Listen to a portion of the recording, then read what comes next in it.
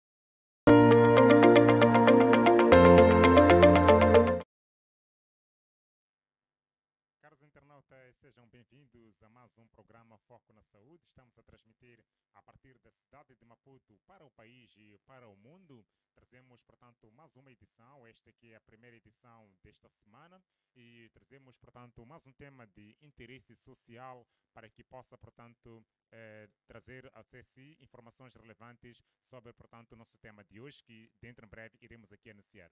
Mas antes disso, queremos, portanto, agradecer a si, caro internauta, que nos acompanha a cada dia, que nos acompanha, portanto, e que tem nos seguido nas nossas redes sociais. Agradecemos igualmente aos nossos parceiros fiéis que permitem, portanto, com que este programa possa ir ao ar, trazendo até si informações relevantes. Assim também como agradecemos a todos os nossos convidados que têm nos auxiliado aqui, portanto, a entender melhor sobre os nossos temas que propusemos, portanto, para que o senhor ou a senhora que está desse lado possa, portanto, nos acompanhar e assim ficar melhor informado sobre questões relacionadas à saúde. Mas antes mesmo de prosseguirmos, portanto, com o nosso programa de hoje, saudarmos aqui o nosso internauta, assim também como saudarmos a nossa convidada, queria aqui convidar a minha colega Clemência. Clemência, boa tarde, como é que está?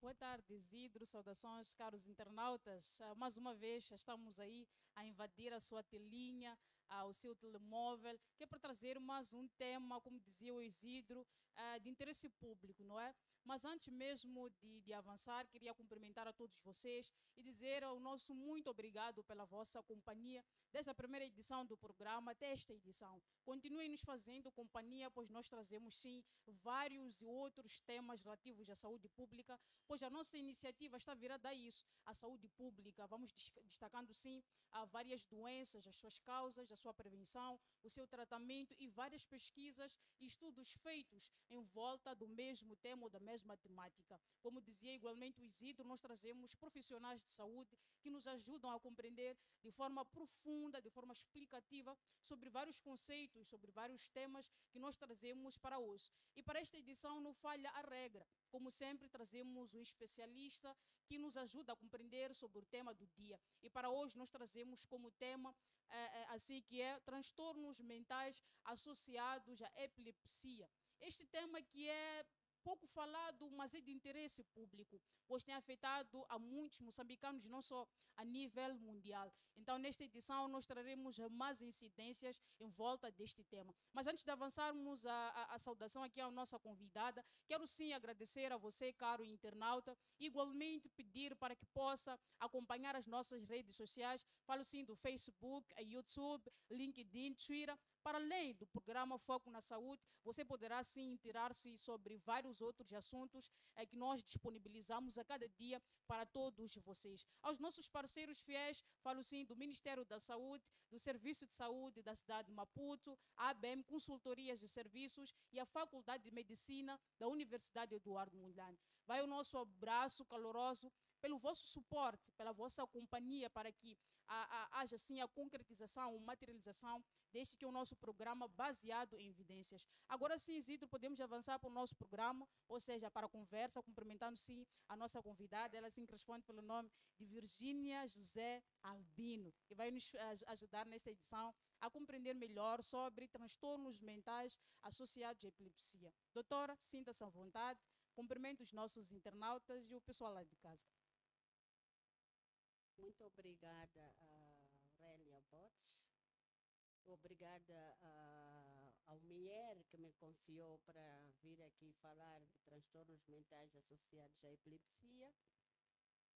Saudar aos internautas e a todos que estão interessados com este tema e que nós vamos abordá-lo da forma mais simples possível, de modo que as pessoas entendam o que é isso de epilepsia e o que são os transtornos mentais que estão associados à epilepsia. E muito obrigada, espero que seja útil. Exato. Bom, doutora, vamos aqui começar, portanto, com aquilo que é a contextualização sobre a questão da epilepsia. Mas antes mesmo é importante percebermos sobre a questão do sistema nervoso. Bom, o sistema nervoso ele é tido como sendo uma máquina de controle. Doutora, poderia deixar ficar aqui para os nossos internautas o que é que seria exatamente o sistema nervoso e que funções desempenha esse sistema para o organismo humano? Sim, senhor. Bom, geralmente na gíria pública as pessoas sempre pensam que falar do sistema nervoso é falar de ter raiva, estar zangado. Mas está muito relacionado porque, na verdade, o sistema nervoso é constituído por parte central, que é o cérebro e a medula espinhal, e depois tem a parte periférica, que são os nervos, que é algumas partes do sistema do cérebro e as outras partes da medula para a periferia. Elas regulam o nosso funcionamento, alguns são tão autônomos que não precisamos de pensar para realizar, mas as outras exigem um processo que é mais sistematizado, mais organizado no nível cerebral central. Exatamente. Muito bom, ficamos aqui assim com a explicação de forma contextual ao nosso tema, vamos tratando sim dos transtornos associados à epilepsia. A doutora, ainda olhando para esta vertente, ainda descodificarmos assim que é o nosso tema do dia, olhando para a epilepsia, não é?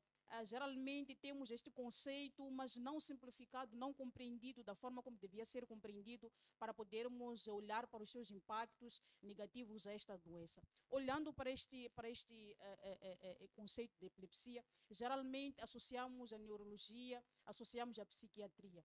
o que é que exatamente um neurologista ou um psiquiatra faz relacionando esta questão com a epilepsia? Bom, eu vou começar por dizer o que é isso de epilepsia. Quando é que nós chamamos de epilepsia?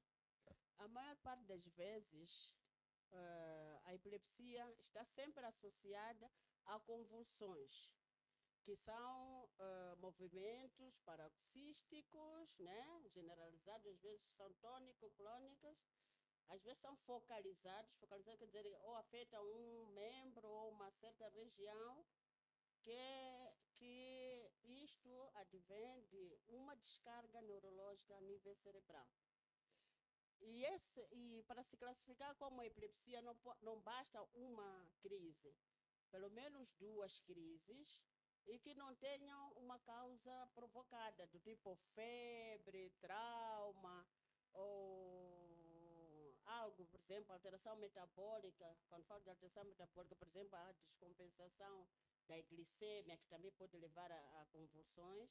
Então, quando não há esta causa evidente, que se identifica como um fator que desencadeou aquela convulsão, nessas duas vezes nós podemos classificar como epilepsia logo a priori. Entretanto, como dizias, as pessoas associam sempre a epilepsia a um fenômeno sobrenatural.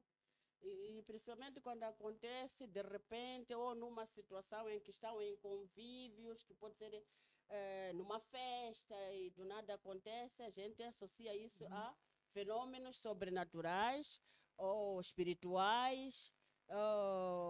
Entretanto, aquilo que nós acreditamos, e no nosso meio, doença da lua, por exemplo, não é? Então, é muito frequente associar a epilepsia a esses fenômenos. Mas a epilepsia é uma doença, ela é estigmatizante, a maior parte das pessoas não consegue expressar os sintomas que têm por vergonha, porque na verdade as pessoas mal sabem, ou desde que conheçam alguém que tem epilepsia, aí começa o problema de estigmatização, separação, não pode casar, não pode trabalhar. Então, esses fenômenos sociais influenciam para que as pessoas não digam ou não mostrem esta parte do problema, que é, de facto, afeta muita gente.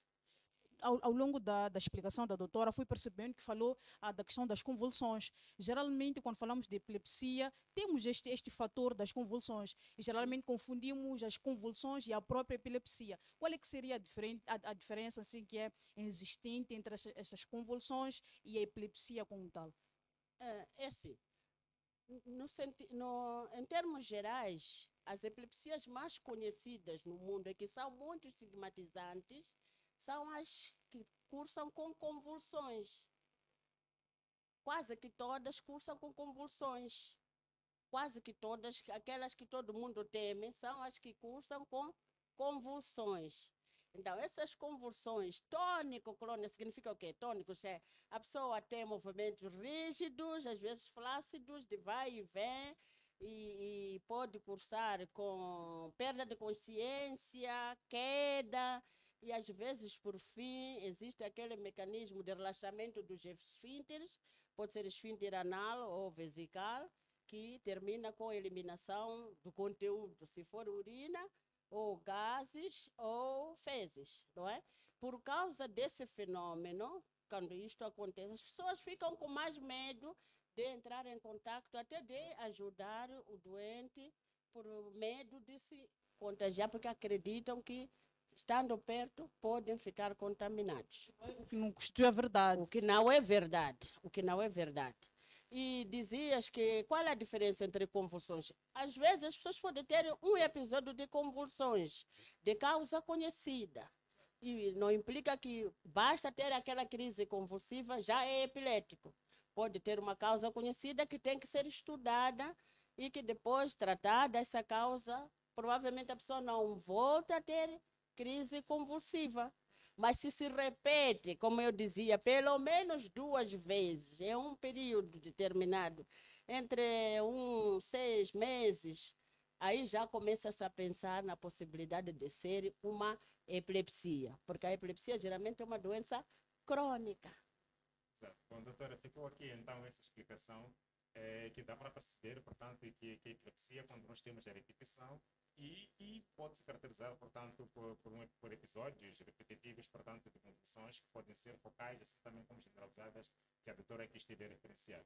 Doutora, indo um pouco para aquilo que é a epidemiologia, só para os nossos internautas poderem ter alguma ideia do nível de frequência em termos da ocorrência da própria epilepsia, que comentários a doutora poderia deixar ficar em relação à frequência, assim também como as idades mais afetadas, portanto, pela epilepsia?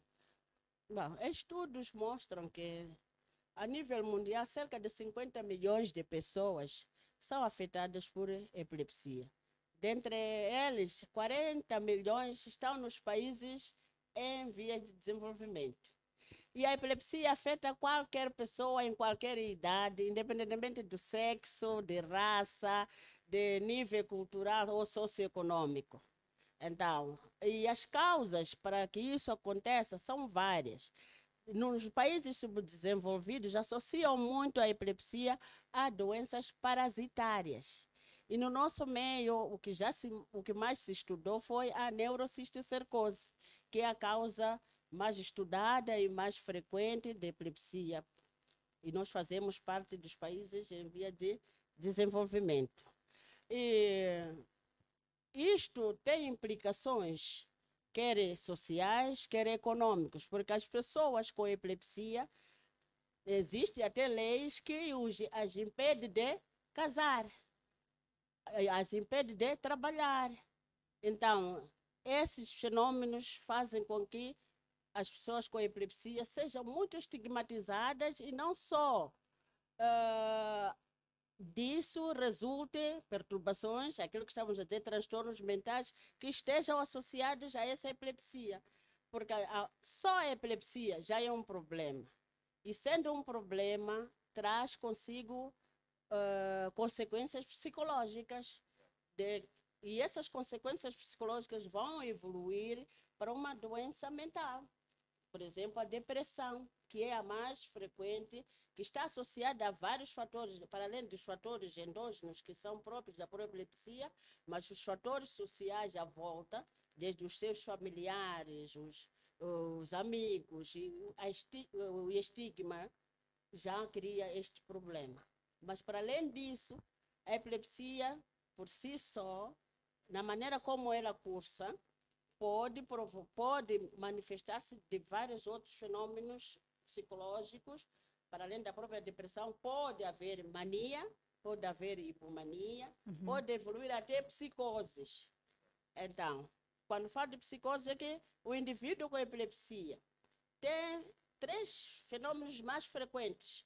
Antes de convulsionar, existem manifestações que nós chamamos pré-ictais, ou outros chamam de... me foge, mas existe antes, depois, durante e depois das crises. Então, essas manifestações só podem ser percebidas ou pelo próprio paciente ou as pessoas à sua volta. Mas o próprio paciente que já teve uma crise, na primeira crise provavelmente pode não ter percebido o que pode ter acontecido antes.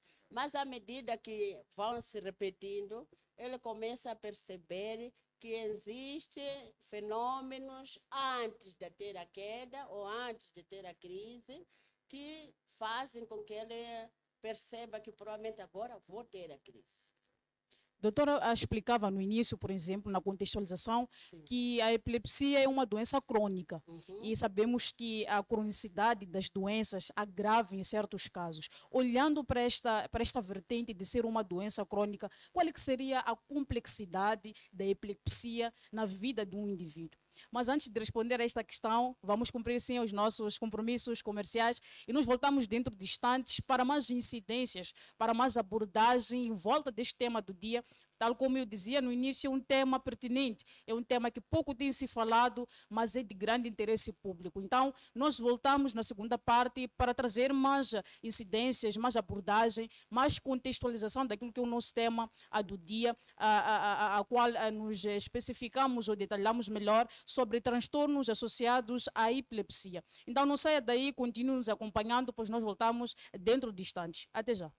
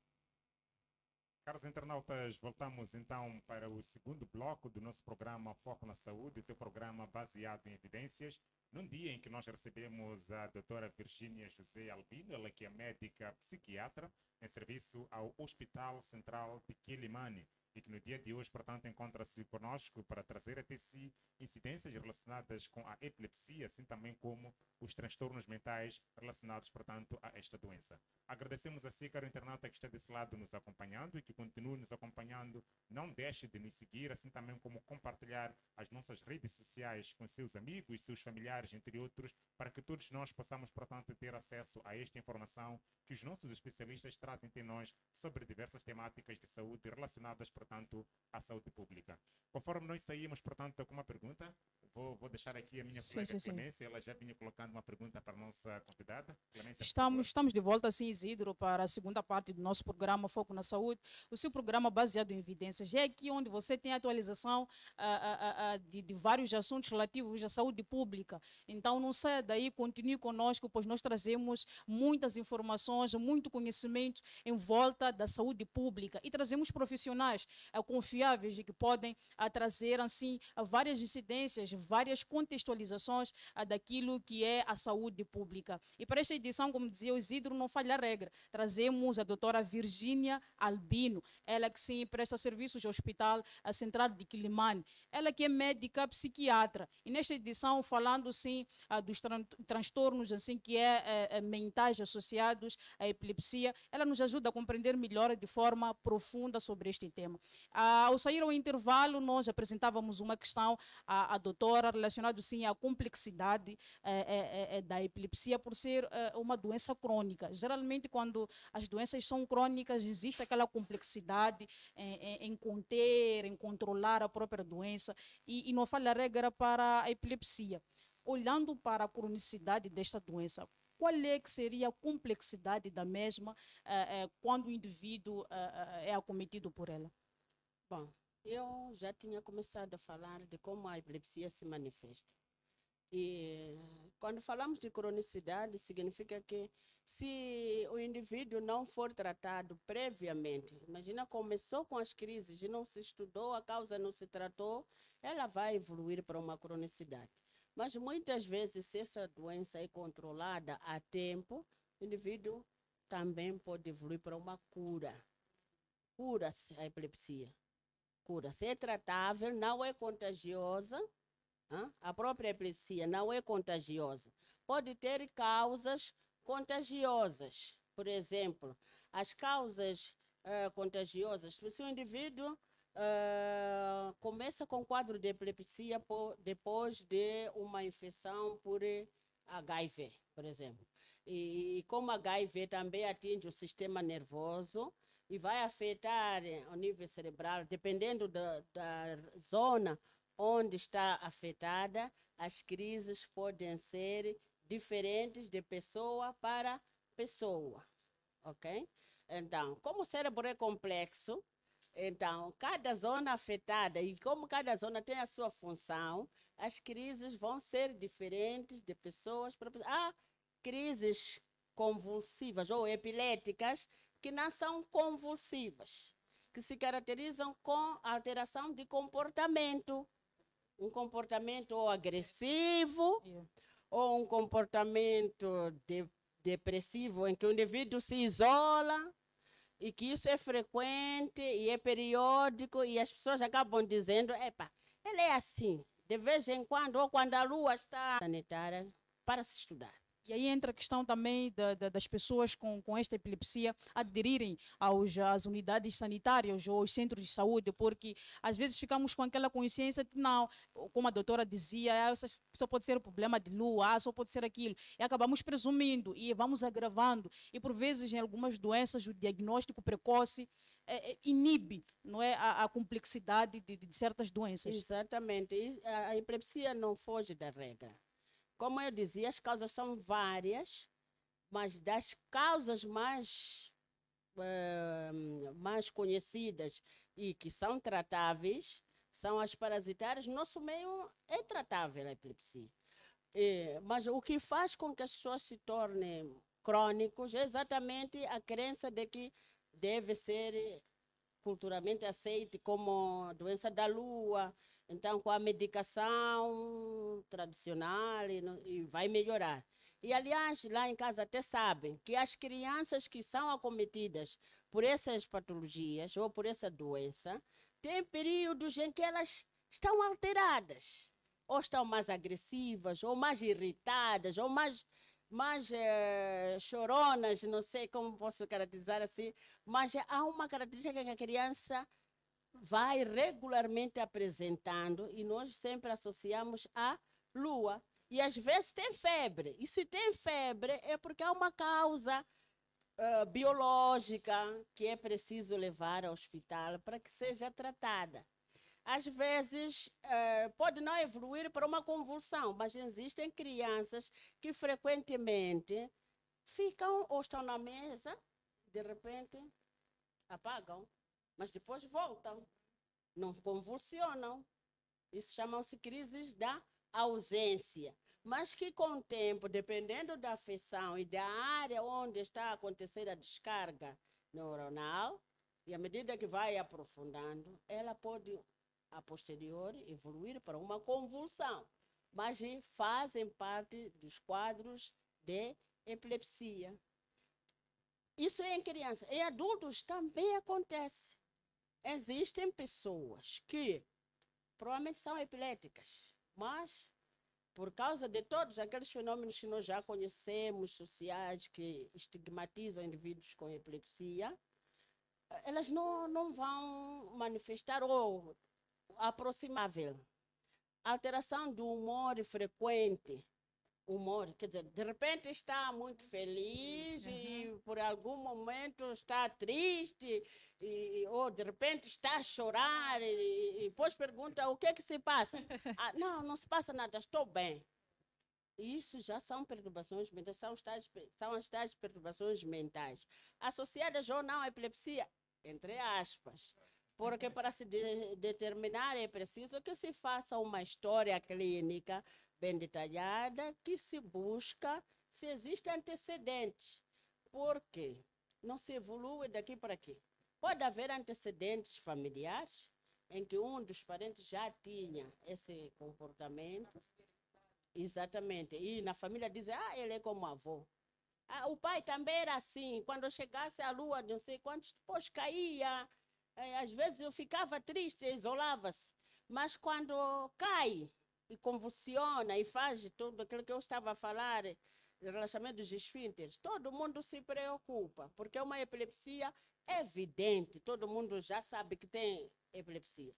E então, nessa altura, levam para o hospital, alguns levam para o hospital. Mas sabemos que, para a nossa cultura, nossas crenças, primeiro é lá no curandeiro. Os nossos curandeiros, alguns já estão formados e sabem dizer que há uma parte que temos que tratar, mas sempre temos que levar para uma unidade sanitária que é para descartar as outras causas possíveis daquelas convulsões. Exato. Bom, doutora, já que vai tocando mesmo neste assunto, a OMS determina, ou seja, a OMS diz que uma das principais formas, portanto, de levar a uma epilepsia é o caso das crianças que durante o trabalho de parto sofrem asfixia. E por conta disso o cérebro fica sem oxigênio por um determinado tempo. Exato. E por essa lesão vai desenvolvendo, portanto, a epilepsia. Sim. Até que ponto as nossas comunidades têm este conhecimento que é exatamente para poder levar as parturientes até uma sanitária e poderem ter um trabalho de parto assistido por profissionais de saúde? Olha, na verdade, a este momento que estamos a falar, nós agora estamos num nível em que isto vai diminuindo a cada momento, porque a relação entre a saúde moderna e a saúde tradicional,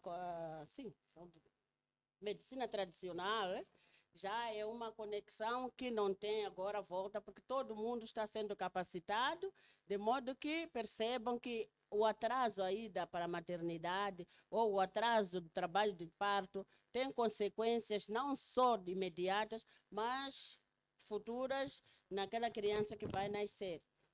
Então, estamos a formar as parteiras tradicionais, as madodas, que é para elas perceberem que se um parto, eles preveem e sabem que o parto pode ser complicado, e imediatamente levar para a unidade sanitária mais próxima para facilitar que a criança nasça e nasça saudável.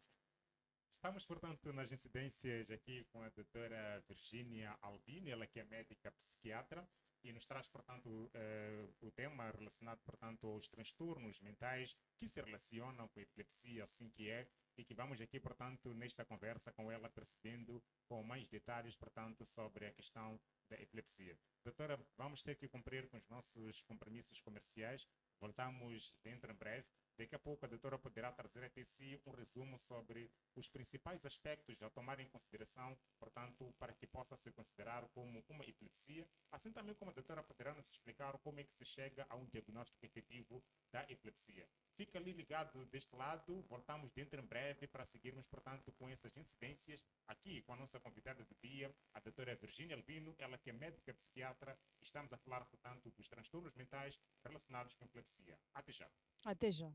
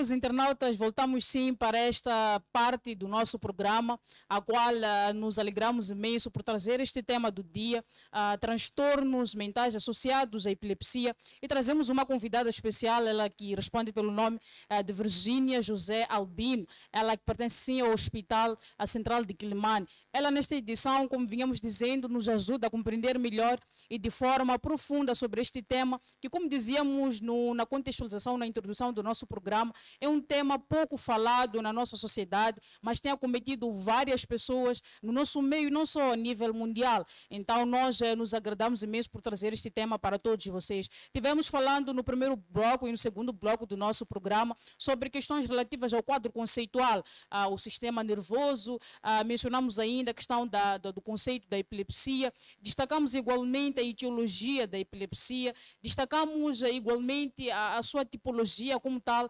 acabamos aprofundando em volta destes aspectos todos. E para esta parte do nosso programa, vamos continuar assim a atualizar o caro internauta, vamos continuar a informar, vamos continuar sim a trazer mais conhecimento em volta deste tema, a transtornos mentais associados à epilepsia. Saíamos sim com uma questão relativa aos principais sinais ou os sintomas a se tomarem em consideração para destacarmos ou a tirarmos, como tenho dito, a prova dos 9, para realmente vermos se estamos perante uma epilepsia ou não. E o Isidro ia apresentando isto à doutora. Isidro, podemos avançar para este ponto? Exato. Bom, doutora, conforme nós estivemos aqui a contextualizar, o sistema nervoso ele praticamente regula todo o corpo, e temos aquela questão de termos dois hemisférios, um direito e outro esquerdo, e que ambos se cruzam.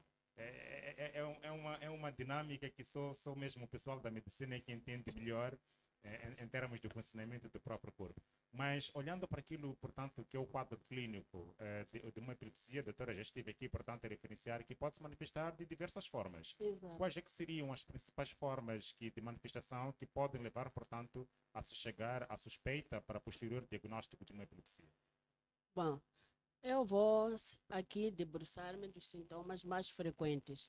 Muitas vezes as pessoas com epilepsia têm manifestações que começam com algo. Algumas pessoas queixam-se de algo que começa pelo estômago. Tendência de algo parece que sobe, há um mal-estar, e que às vezes evolui para um quadro em que depois a alteração dos olhos, vira os olhos para cima, para o lado, depois cai, e quando cai começa a mexer os braços e as pernas, não é? Pode espumar pela boca, e em algum momento até pode morder a língua e começar a sangrar pela boca. Alguns emitem sons, outros não, que é um tipo de característica de epilepsias convulsivas tônico-clônicas, generalizadas. Mas geralmente quando dizemos começa por algum ponto, este mal-estar estomacal pode ser o início dos sintomas. Mas às vezes começa por um braço e depois vai evoluindo para a generalização. Mas isso é durante as convulsões. No fim, quando elas estão a terminar, sabemos que nessa rigidez tônico-clônica generalizada, no fim há um relaxamento corporal. Então há esse relaxamento corporal que também relaxa os esfínteres. Se houver gases no intestino, o indivíduo vai eliminar gases. Se houver fezes, vai eliminar fezes. Se houver urina na bexiga, também pode urinar-se. Este é o fenômeno mais estigmatizante da epilepsia. É a epilepsia que todo mundo reconhece de imediato e é a mais que todo mundo tem medo dela. Então, o que acontece o que é que devemos fazer nessas situações? Não temos que fugir. Nós precisamos de ajudar a pessoa quando está a convulsionar.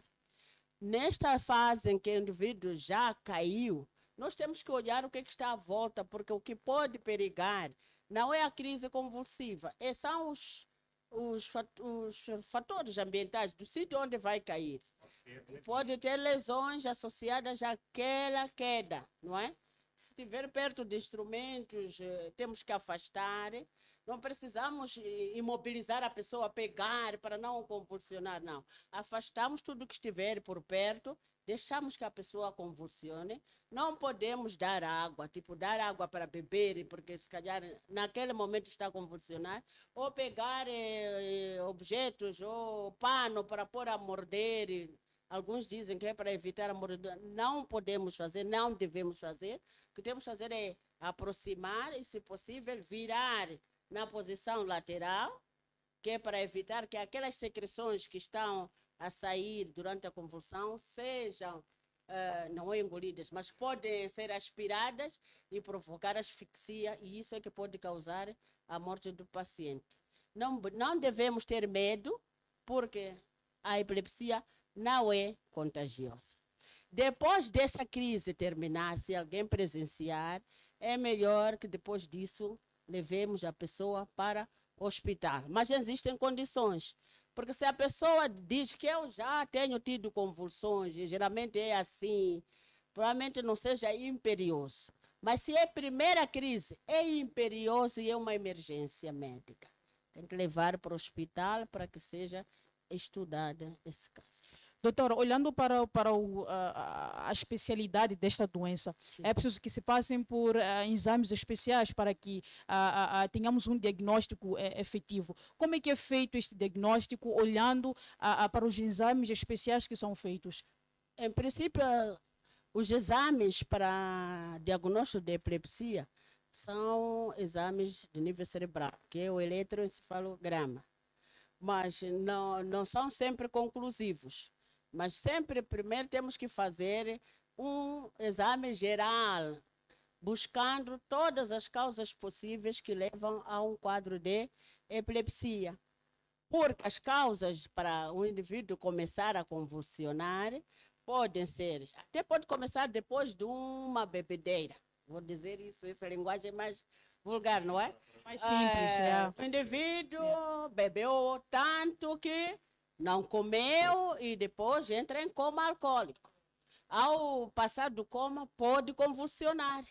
E as pessoas pensarem que é epilepsia. A abstinência ao álcool em si pode levar a um quadro de convulsões, que pode confundir com epilepsia. A hipoglicemia, que é baixo nível de açúcar no sangue, que as causas também podem ser muitas, ou porque a pessoa está a jejuar, as pessoas que estão a fazer dietas, também pode evoluir para uma anorexia que leva a um quadro de hipoglicemia grave e provocar epilepsia.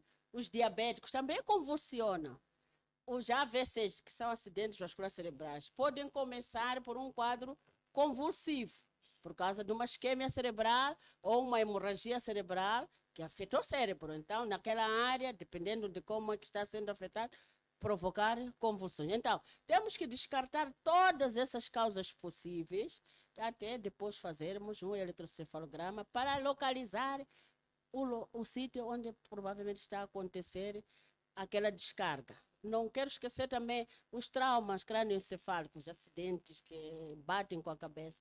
Se o indivíduo não tinha história de epilepsia, não tem história de epilepsia na família, mas teve um trauma crânioencefálico, a posterior pode vir depois de apresentar um quadro de convulsões. Tumores cerebrais também causam epilepsia secundária a um tumor cerebral. Então, é uma gama vasta de causas que têm que ser descartados. São exames que devem ser feitos em condições normais, mas nas nossas condições nós procuramos aquilo que é mais frequente no nosso meio e que nós podemos fazer.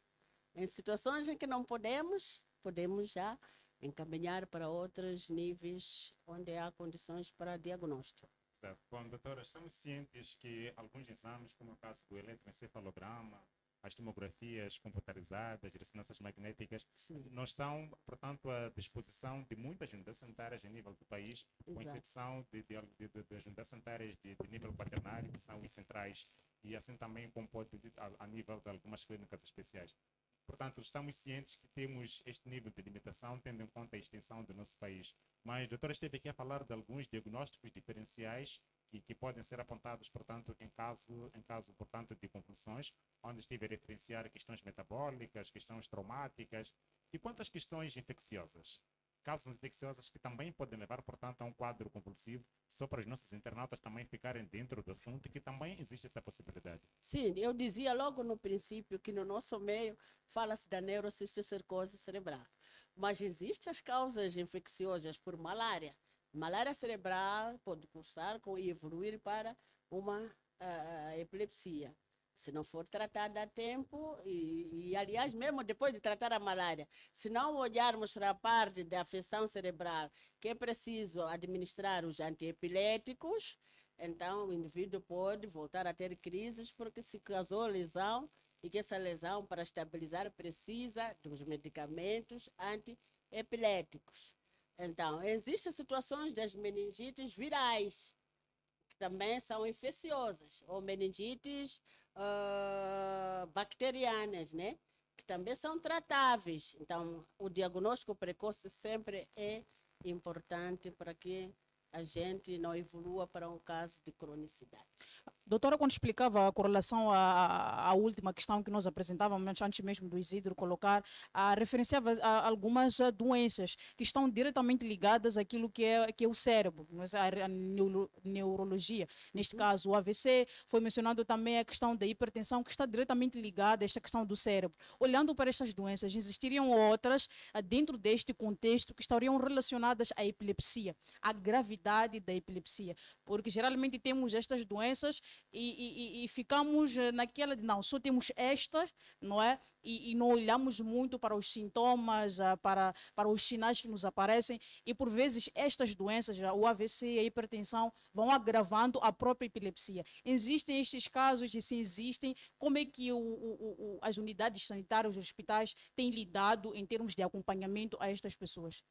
Olha, na verdade é que, como a epilepsia é uma área complexa, é a área assim, do sistema nervoso, é a área da neurologia, mas pela gama das causas e dos contornos que ela leva, é preciso que as pessoas estejam atentas a essas associações de perturbações cardiovasculares com a epilepsia. Porque eu sempre digo uma coisa, que o que é mais frequente é as pessoas queixarem-se de dor de cabeça.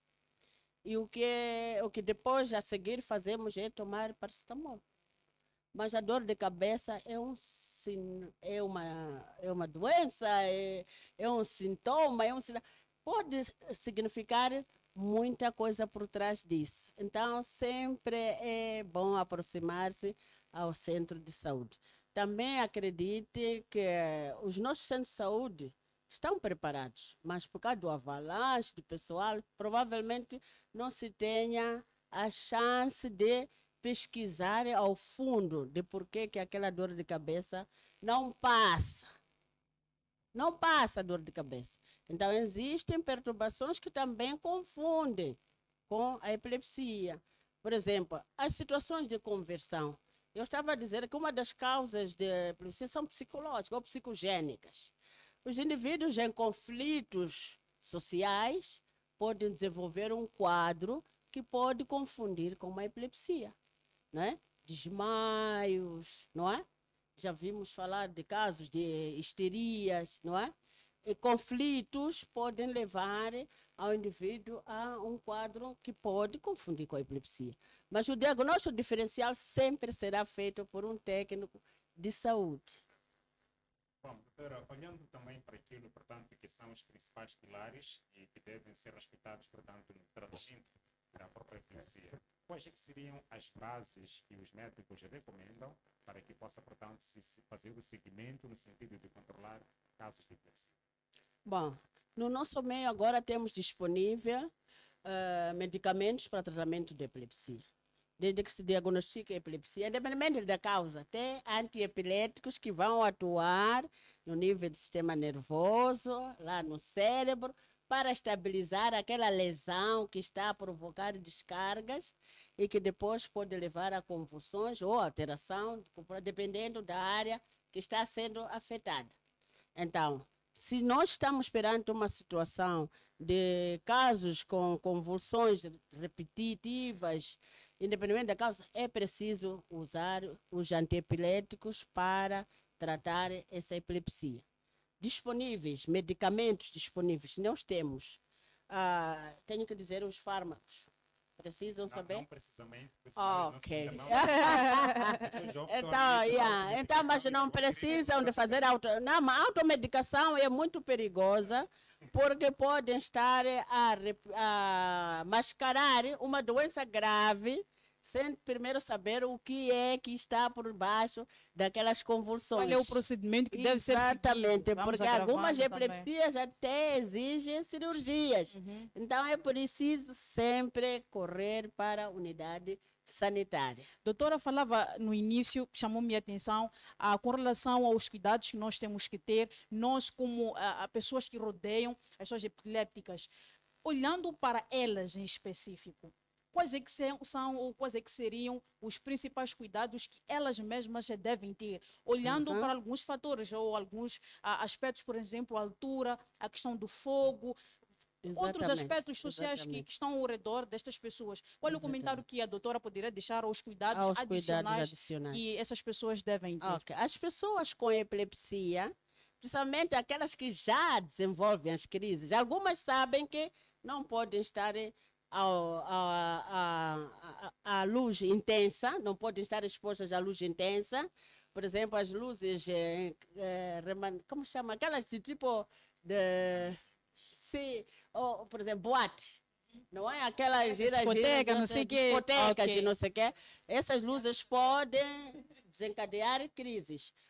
Calor intenso, as chamas, fogo, principalmente as chamas, né? Aquelas chamas ardentes, podem desencadear crises. Barulhos intensos também podem causar crises, devem evitar.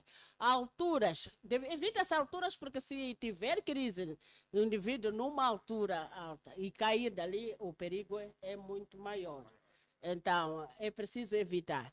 Então, não quer dizer que não devem cozinhar. Então, é preciso que tenham sempre, se possível, alguém por perto para olhar, mas elas se tratarem, se tomar a medicação como deve ser, elas são pessoas normais, vão levar uma vida normal como qualquer um de nós. Bom, doutora, olhando também para aquilo que é o nosso tema, portanto, que são os transtornos mentais que estão associados, portanto, à epilepsia. Até que ponto a epilepsia ela pode, portanto, prejudicar aquilo que é a capacidade, assim também como a produção intelectual de uma determinada pessoa? Bom, olha que as epilepsias que nós estávamos a referir aqui, que são mais, afetam muito o lobo temporal. Não tem muito a ver com a inteligência, não é? Então, quer dizer que são áreas mais motoras, mas com o evoluir do tempo, o indivíduo pode ter déficits cognitivos, ok? E não só, algumas vezes, não, muitas, os indivíduos com epilepsia podem evoluir com quadros delirantes e alucinatórios. Isto é que traz, de fato, afecções mais complicadas, porque elas começam a ter alucinações auditivas mais frequentes, depois vem a ter... As pessoas começam a ouvir vozes que podem dar comando, vozes que podem estar a falar mal delas, a prejudicar, ou que diz que você não é nada, coisas assim, que isso pode levar à alteração de comportamento e agressividade secundária a essas vozes. Podem ter alucinações visuais. Alucinações é ver coisas que não existem. Mesmo essas vozes não são reais, mas eles ouvem essas vozes e podem lhes levar a uma alteração de comportamento. E essas vozes, dependendo de como estão sendo emitidas, às vezes percebem como vozes de pessoas bem identificadas. E eles começam a desenvolver um quadro de desconfiança, não é? Que esse que é delírio paranoico, né? Então, desconfiam e começam a ver alguém que quer lhes fazer mal, principalmente se aparece na visão ou se ouve a voz da tal pessoa. Então, isso pode ser também um quadro associado à epilepsia. Doutora, no início, ao contextualizarmos o nosso tema, mencionamos esta questão da consciencialização que deve haver às comunidades com relação a esta questão da epilepsia. Olhando para o setor em específico, o que o setor de saúde, olhando para a complexidade da epilepsia, o que o setor de saúde tem feito com vista a consciencializar as pessoas ou a comunidade, a sociedade, a prestar atenção a estes sinais que acabamos de mencionar? O que o setor tem feito? Bom, o setor da saúde já desde os anos 90 começou a fazer, para além de palestras, formações e até as rádios e a televisão, alguns de nós já foram para explicar o impacto da epilepsia na vida das pessoas, porque reduz de fato a esperança de vida, a qualidade de vida, principalmente quando está associado a essas doenças mentais. Então, também a saúde já está a formar, para além de pessoas especialistas na área, pessoas não especialistas, como enfermeiras, técnicos de medicina geral, os médicos já estão formados para tratar a epilepsia. Isso no âmbito da redução da lacuna no tratamento da epilepsia, porque temos pouco pessoal formado, e mesmo que fossem para todos os médicos, não somos capazes de abordar isto com totalidade. Temos tido avanços? Temos avanços, sim senhora, porque há mais pessoas que estão sendo abrangidas, há mais pessoas a irem para a unidade sanitária e o número de casos parece estar a aumentar, mas o que queremos dizer é que estamos já agora a abarcar mais gente e com conhecimento de que precisam de tratamento hospitalar. Exato. Muito ainda pode-se falar, portanto, sobre epilepsia, mas infelizmente o nosso tempo não perdoa. Estamos mesmo a passos largos para o final do nosso programa de hoje, em que a nossa convidada esteve aqui, portanto, a nos trazer sobre as principais incidências relacionadas com os transtornos mentais, portanto, que estão relacionados à epilepsia. Doutora, não poderia deixar, portanto, de fazer essa pergunta, mesmo estando acima do tempo, sobre a questão do consumo de álcool, assim também como das outras drogas para as pessoas epilépticas. Até que ponto isso pode ter impacto negativo para a saúde da própria pessoa epiléptica? Bom, o consumo de drogas, inclusive o álcool, tem um impacto negativo para as pessoas com epilepsia, porque, primeiro, vão mascarar o quadro. Segundo, se está sob efeito de drogas, dificilmente pode tomar conta de si. Então, há uma necessidade de controlar, se possível, não consumir essas drogas para evitar que a pessoa fique com esse quadro a evoluir para a cronicidade ou para a não cura da doença. Muito bem, então ficou aqui esta recomendação por parte da doutora Virgínia, ela, portanto, que nos traz incidências relacionadas com a epilepsia, assim também como os diversos transtornos mentais, onde ela deixou ficar o quadro conceitual, assim também como deixou ficar a etiologia, o quadro clínico, as complicações, deixou ficar aqui também aquelas que são as principais recomendações para o tratamento, desde o tratamento medicamentoso até alguns casos onde há necessidade, portanto, de tratamento cirúrgico, conforme ela aqui esteve, portanto, a referenciar. Assim também como deixou ficar aquelas que são as principais complicações mentais, desde a depressão, os episódios maníacos, entre outros, que ela muito bem aqui deixou, portanto, a sua descrição. Doutora, mesmo jeito de finalizarmos com o nosso programa, queríamos dar-lhe espaço para poder deixar ficar as últimas considerações. Que mensagem gostaria, portanto, de deixar ficar aqui para os nossos internautas sobre este tema e alusão? Bom, para vós internautas, eu quero aconselhar, se tem alguém na família com um quadro que desconfiam que seja provavelmente da epilepsia, não se sintam constrangidos. O estigma é normal para qualquer situação, mas o que tem que ter em conta é que a nossa saúde é muito importante.